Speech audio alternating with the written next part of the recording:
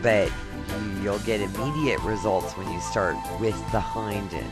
If you start with the front end, it's sort of like talking to the clouds in your lower down in the Grand Canyon. You're not beginning from the beginning. So the power takeoff is the most important part. So keeping her haunches square, and when she's on the muscle like this, I have her very much bent to the outside. But my hands actually are equal. When you're riding, or if you are a long reiner, when you have one rein that has more weight against one of your hands than the other, that means the horse is off balance. It means all 4 feet are not the same. And when you as I'm doing here, I'm manipulating the neck and the head to equalize the 4 legs. Now you'll see I'm going long and low, and I'm bringing her nose out. In a little while, you'll start seeing her shake her head a little bit. Because what it is she has tension up in the poll, because she is short coupled, but a lot of horses do this, that when you start invariably relaxing them, and mind you now, she is full of it. I mean, full of bucks. I haven't made her sweat and tire out from the outside in. What I've done is I've started from the inside out. So anyway, when they start shaking their head and stuff, that's they're eliminating the tension, and very soon after they stop doing this. Now with the whip at the tail, that means in this horse's case, in this instant, in this part of the training, and I say all that because the tail and the mouth and the head carriage and the way the back is swinging or not swinging is your barometer for the horse talking to you. So I know when she switched her tail like that, she's full of vinegar again. So by doing that, there is a swish of the tail that's something's bothering me, I'm hurting. But if you really study tails, which I've done for 30 some odd years, there's a swish and then there's a swish. It's like pass the salt. And when you get to know your horse, you're going to see the swishes. And I knew that was coming because I put a red bandage on the left hind. So, and I think in the future I'm going to get different colored polos for each leg. Then that way maybe you can see it faster. But now she's on the coming off the left hind, which is her tea room moment. And because all our tricks of fun stuff more or less come invigorated with the left hind. Now I'm going to bring her in, and I do not suggest this for young horses just starting out. She's not. She's just been maintained, and so she's feeling vigor. And what I want to do is handicap all that wonderful impulsion and I am so great and I'm Pegasus kind of feeling that she's having, and I'm trying to do some Pilates, which will hit her brain and relax her. So tomorrow's training is going to be a lot more smooth and like a nice little brook, not like a rushing Niagara Falls. And because I'm muscle tiring some of her muscles, her inside muscles, so that it relaxes her in the brain. She's feeling all these wonderful tickles, and she's a thoroughbred, and she was bred to feel all these things. And so I want to zone down the electricity of all this fun stuff so she doesn't hurt herself, and I don't have to do more concussion on her legs to get her to a center and focus for training. So on this filly, I've found that it takes about 2 days, sometimes 3, depending on how fit she is. Another thing is, when they feel this good and you let them just go out there and burn it out, and then you put them into training kind of thing, they can effectively hurt themselves not only physically on their legs, but their breathing. and things like that can be affected. So you really want to be concerned with keeping them as calm as possible without traumatizing the, not only hitting themselves or overstraining a tendon, but also their cardiovascular and their metabolism. Now she's stretching out, and just with those few really kind of jazzed third level type of exercises I did, and I'll explain that further in the future podcast.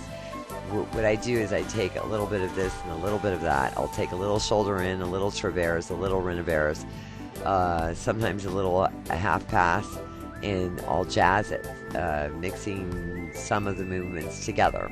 So effectively, I'm using the movements for approaching the muscle groups and keeping the horse in balance and tiring them out, not by going and going and going and going. Because on a thoroughbred, if anybody knows a thoroughbred, and Arabians too, they're bred to be mind over matter. Good ones anyway.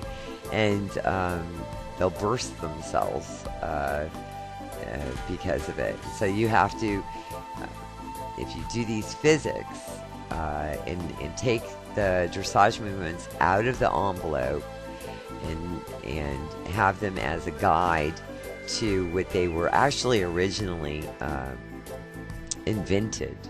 You know, Adam and Eve did not fall into the Garden of Eden with the book of dressage or equitation. People put this together, and these exercises below Grand Prix are to be able to do the piaffe, passage, and all the hoite call. Now we got really tangled up in her exuberance, and my son put them down there. But even though she's still full of it, this is training her. And if you don't eyeball them, if you don't look them in the eye, and she has a lot of storm cat, and she's very opinionated.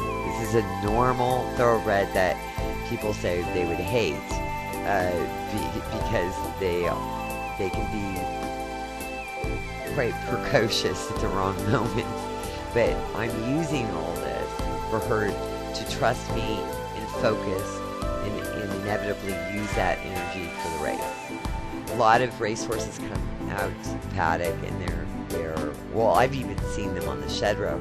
You get the tack out and they see the tack and they start sweating. So all this, whether it be a racehorse or a sport horse, is giving them time to focus. So you're teaching not just physical, you're teaching a mental attitude so that they can feel all their outs and their fitness and use it in the ultimate end to your focus. And I'm really happy to put that nose up. And I take a little bit with the outside rein, but like little half halts. This is her being snippy, but I'd rather have her do a couple of bucks because she's actually, those muscles in the lower back are all wrinkled from being in the stall and only walked. And that's all she's had, is in the stall and only walked. So they get crunchy, tickly, I would say. They tickle the horse. And a young horse, when they're tickled, you know, even the older jumpers, you'll see them give a buck on the second or third big warm-up jump.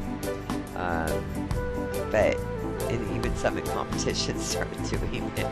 But it's not a malicious thing. It's not something that anybody should say, oh my gosh, he's being so bad, look at him bucking. There are bucks that I guess you could equivalate to that, but usually they're not bad. I think that's the wrong adjective. It's more like something's bothering them.